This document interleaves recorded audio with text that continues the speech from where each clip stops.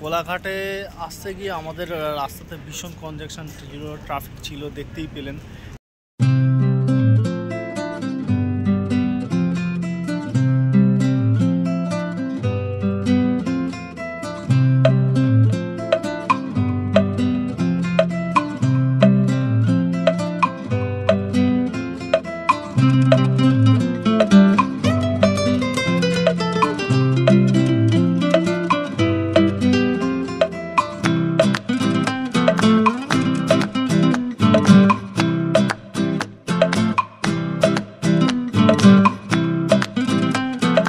Very good evening. আমরা এই মুহূর্তে চলে এসেছি রিজেন্টের সামনে, বারাসাত রিজেন্ট। অনেকেই চিনে থাকবে জায়গাটা, পেট্রোল পাম্পে। এখন আমরা ফুয়েল আপ করে এখান থেকে রওনা দেব কেওনঝড়ের উদ্দেশ্যে। কেওনঝড় রাইডে আমার সঙ্গে রয়েছে এখানে কবিরুল এনফিল্ড নিয়ে, আর এখানে রয়েছে বুবাই, আমার সাথেই রাইড করছে। আমরা দুজন পিলিয়ানে যাচ্ছি। তো জিক্সার 150 A7। এখন ঘড়িতে সময় হয়েছে রাত্রির 11:18, আর আমরা বারাসাত স্টার মলকে বাদিকে ফেলে রেখে এগিয়ে চলেছি। আর আমাদের বাড়ির থেকে 16 কিলোমিটার রাইড করে আমরা চলে এসেছি। যেহেতু অনেকটাই লেট হয়ে গেছে বেরোতে, আমাদের ইচ্ছে ছিল অনেকটা আগেই বেরাবো, তাড়াতাড়ি বেরাবো, কিন্তু কিছু সমস্যার জন্য তাড়াতাড়ি বেরাতে পারিনি। যাই হোক, তো আমরা ঠিক করেছি এরপর আমরা কোলাঘাটেই দাঁড়াবো। আর আমরা যেতে চলেছি কেওনঝড়। আপনারা টাইটেল আর থাম্বনেল দেখে বুঝতেই পেরেছেন আমরা কেওনঝড় যাচ্ছি। কেওনঝড় হলো ওড়িশা রাজ্যের একটি ছোট্ট জেলা, যে ছোট্ট জেলায় রয়েছে মনোমুগ্ধকর পাহাড়, ছোট বড় ঝর্ণা, আর যেখানকার সবচেয়ে আমাদের মন কাড়া জিনিস সেটা হচ্ছে ওখানকার জনবসতি। যে ট্রাইবেলস রয়েছে সে তাদের জীবনযাপন, জীবন ধারণ, সেইগুলোই আমরা তুলে ধরার জন্য বা দেখার জন্য যাচ্ছি। করে মাইকেলনগর ঢুকে গেছি, আর আমার বাদিকেই রয়েছে নেতাজি সুভাষচন্দ্র বসু ইন্টারন্যাশনাল এয়ারপোর্ট। আর এই এয়ারপোর্টকেই পাশে রেখে আমরা এগিয়ে চলেছি আমাদের গন্তব্যের উদ্দেশ্যে। এখন রাস্তাটা অনেকটাই ফাঁকা রয়েছে, আমরা সেহেতু এখান থেকে তাড়াতাড়ি করে বেরিয়ে যেতে চাইছি। বেলঘরিয়া এক্সপ্রেসওয়ে কনজাংশন দেখাচ্ছে ম্যাপে, সেটা দেখা যাক, ওখানে গিয়েই বুঝতে পারবো কতটা কী কনজাংশন আছে বা রাস্তার রোড কন্ডিশন কি আছে।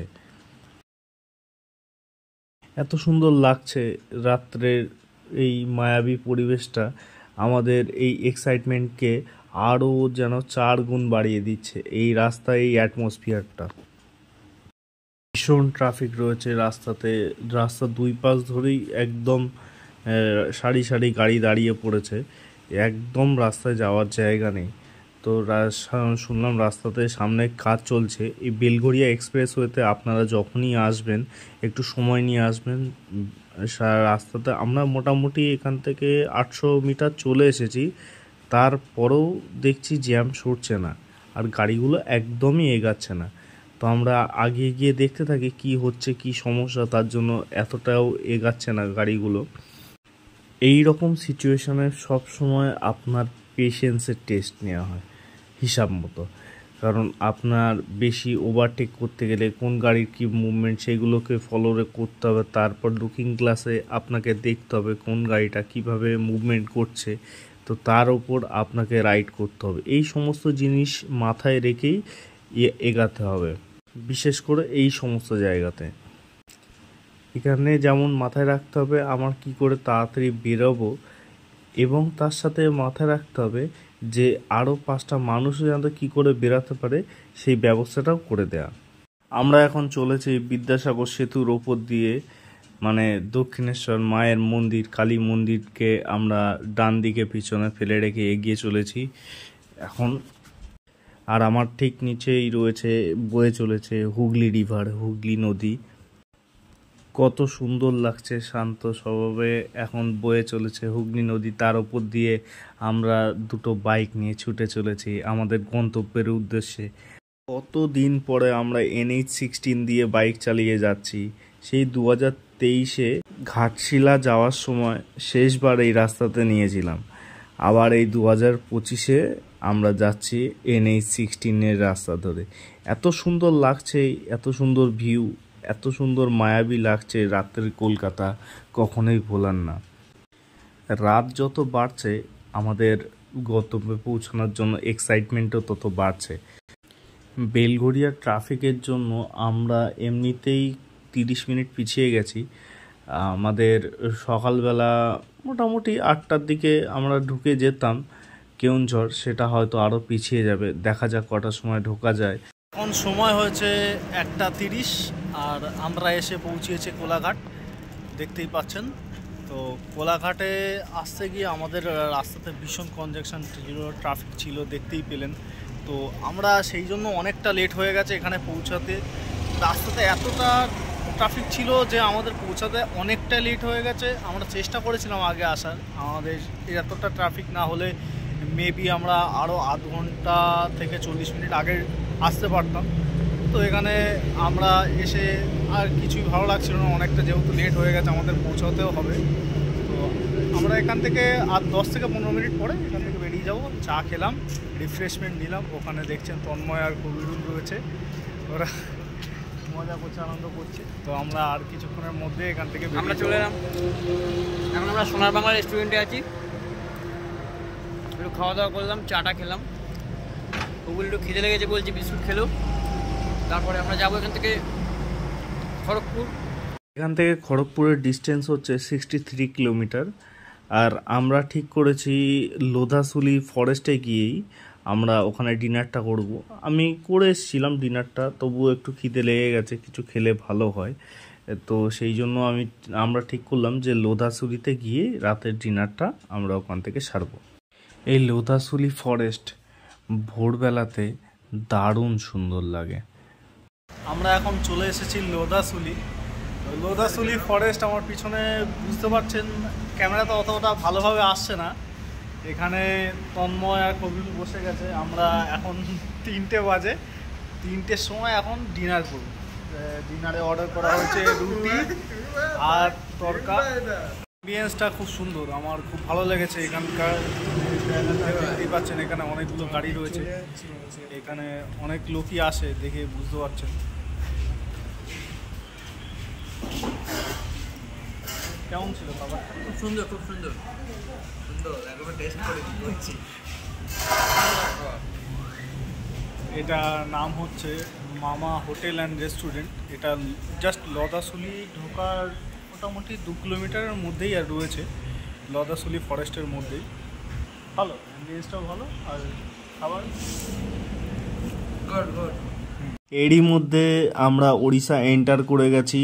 আর আমরা বাড়ি থেকে 312 কিলোমিটার রাইড করে চলে এসেছি। এখান থেকে আর বেশি ডিস্টেন্স নেই কেওনঝড়ে, তবুও তাও সময় লেগে যাবে অনেকটাই, কারণ হচ্ছে যোশীপুর হাইওয়েটা অনেকটাই খারাপ রয়েছে। এই যোশীপুর হাইওয়েটা ক্রস করতে গিয়ে আমাদের অন্তত পক্ষে 40 মিনিট টাইম লেগে যাবে। যোশীপুর বাদে আলাদা কোনো জায়গাতে সেরকম কোনো সমস্যা নেই, রাস্তাটা খুব সুন্দর অবস্থা রয়েছে।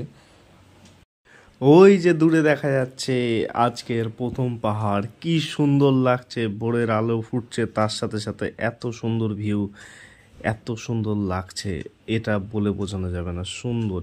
আর তার সাথে এই হাইওয়েটা এত সুন্দর, আমার পুরো ছবির মতো লাগছে। যেন মনে হচ্ছে রাস্তাটা যেন এইভাবেই চলতে থাকে আর আমরা যেন এইভাবে স্মুথলি এগোতে থাকি। মাঝে মাঝে হালকা হালকা কিন্তু বৃষ্টি পড়ছে, আর দূর থেকেই বোঝা যাচ্ছে আকাশ কিন্তু বেশ মেঘলা রয়েছে। এই রাস্তা, এর সাথে ওই রকম দূরে পাহাড়, তার সাথে বৃষ্টি, উফ কি কম্বিনেশন, কি দারুণ। এই প্রকৃতি, এই ভালোবাসার টানেই তো এত দূর থেকে ছুটে আসা। বর্ষাতে পাহাড়, এই গাছগুলো যেন প্রাণ ফিরে পেয়েছে, এত সুন্দর লাগছে দেখতে। আর তার সাথে চারিপাশে কিছু কিছু গাছে গাছে এই বুনো ফুল ফুটে রয়েছে। সূর্যের আলোটা ধীরে ধীরে ফুটছে, তার সাথে দেখতে এত সুন্দর লাগছে। এই যে এইবারেই অপেক্ষার অবসান হতে চলেছে, পাহাড়ে ওঠা, আমাদের পাহাড়ের জার্নি শুরু হলো। এই তো আর একটু উপরে উঠলেই মেঘেদের সাথে পাহাড়ের সাথে ছোঁয়াছুঁয়ি খেলা শুরু করতে পারবো। কি দারুণ লাগছে না রাস্তাটা, দেখে মনেই হচ্ছে না এটা আমি প্রথমবার এই রাস্তাতে আসছি। দেখে মনে হচ্ছে যেন কতদিনের চেনা, কত পরিচিত। কতগুলো শার্প টার্ন রয়েছে, সেইগুলোকে দেখে ঠিক করে এগিয়ে যেতে হবে। আস্তে আস্তে যত উপরের দিকে উঠছি, মেঘ আর পাহাড় যেন আমাদের সাথে কথা বলতে শুরু করে দিয়েছে। আর এরই সাথে সাথে ময়ূরভঞ্জ জেলাও আমাদের স্বাগত জানিয়ে দিয়েছে। আর এখান থেকে কেওনঝড়ের ডিস্টেন্স হচ্ছে 119 কিলোমিটার। সময় হয়েছে এখন 6:13, আর দেখতেই পাচ্ছেন বৃষ্টি শুরু হয়ে গেছে কিন্তু। আর যত উপরের দিকে উঠবো বৃষ্টিও কিন্তু তত আরও বাড়বে। আমরা ভেবেছিলাম রোড কন্ডিশন মোটামুটি হবে, খুব ভালো না হলেও ঠিকঠাক হবে, আর তার সাথে ভিউটা আমাদের এনজয়টিং হবে, কিন্তু এই রকম ধরনের ভিউ পাবো, এইরকম ধরনের অ্যাটমসফিয়ার পাবো আমাদের ধারণারই পুরোপুরি বাইরে। আমরা যেরকম যাচ্ছি আমাদের ক্যামেরাতে খুব ভালো বোঝা যাচ্ছে না, কিন্তু আমাদের সাথে সাথেই মেঘ ভেসে চলেছে, অনন্য অনুভূতি। আমরা এই রাস্তা দিয়ে যতটাই এগিয়ে চলেছি ততটাই এই রাস্তা আমাদেরকে আরও অবাক করে তুলেছে। শুধু একবার করেই যেন মনে করিয়ে দিচ্ছে ওড়িশা। ওড়িশা মানে শুধু পুরী নয়, ওড়িশা মানে জগন্নাথ মন্দির, সি বিচ, গোল্ডেন বিচ, সূর্য মন্দির, শুধু এইগুলোর মধ্যেই সীমাবদ্ধ নয়। তাই আগামী 2 দিনের মধ্যে আপনাদেরকে ঘুরে দেখাবো পাহাড়ি জনপদ, গ্রাম, তার সাথে বড় বড় ঝর্ণা, আর তার সাথেই কখনো না ভোলা আমাদের অনেক স্মৃতি।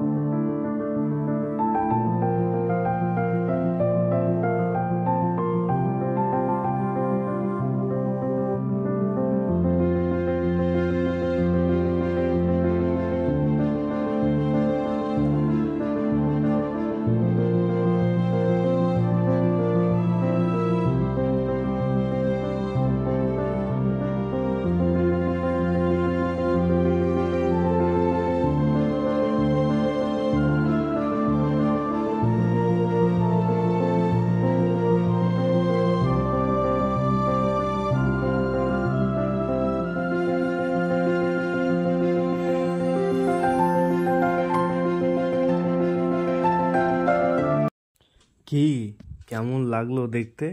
মহুয়া জঙ্গলের মধ্যে দিয়ে যেতে যেতে মেঘের খেলা দেখতে দেখতে ছুটে চলা।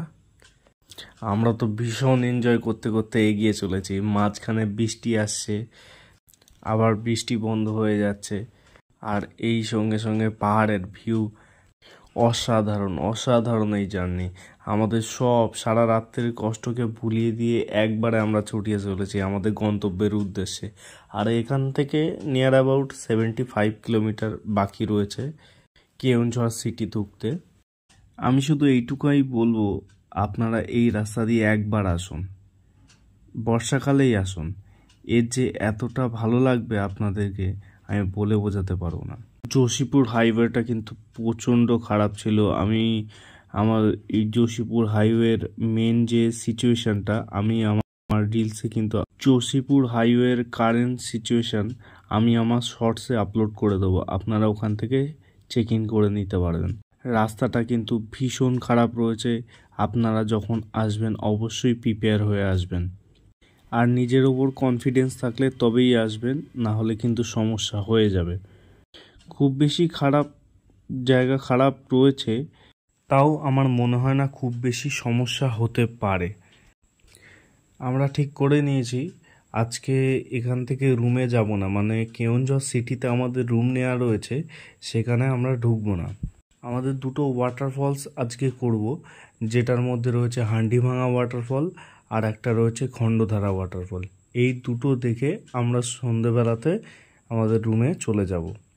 এই দুটো ওয়াটারফল যাওয়ার রাস্তা এবং ওয়াটারফল দুটো যে এত সুন্দর এটার ভিউ আপনারা পরবর্তী ভিডিওতে দেখতে পারবেন। এর যাওয়ার রাস্তাটাও যেমন সুন্দর, ওয়াটারফল দুটোও মনোমুগ্ধকর। এখন সময় হচ্ছে 7:40, আর আমরা এই মুহূর্তে রয়েছি কেওনঝড় সিটি থেকে 35 কিলোমিটার আগে। আর এখান থেকে ঠিক 12 কিলোমিটার পর থেকেই আমরা ডান দিকে রাইট সাইডে টার্ন নিয়ে নেবো হান্ডিভাঙা ওয়াটারফলসের জন্য। আর হান্ডিভাঙা ওয়াটারফলস করে আমরা ওখান থেকে খণ্ডধারা ওয়াটারফলসের জন্য চলে যাব। হান্ডিভাঙা থেকে খণ্ডধারা ওয়াটারফলস ওই 20 থেকে 21 কিলোমিটারের ডিস্টেন্স হবে। আর এই যে 12 কিলোমিটার পরে রাইট টার্ন নেব, এখান থেকে হান্ডিভাঙা ওয়াটারফলসের ডিস্টেন্স হচ্ছে 56 কিলোমিটার। আর আমরা ঠিক করে নিয়েছি হান্ডিভাঙা ওয়াটারফলসের আগে যে মার্কেটটা পড়ে সেই মার্কেটটা থেকে আমরা ওখান থেকে ব্রেকফাস্টটা করে নেব। যেহেতু অত রাত্রে আমরা ডিনারটা করেছি, সেহেতু খিদে সেরকম সবার হয়নি। আর এত সুন্দর ভিউ দেখতে গেলে খাওয়া কি আর প্রয়োজন হয়? আমার তো হয় না। আপনাদের কি মনে হয় অবশ্যই জানাবেন।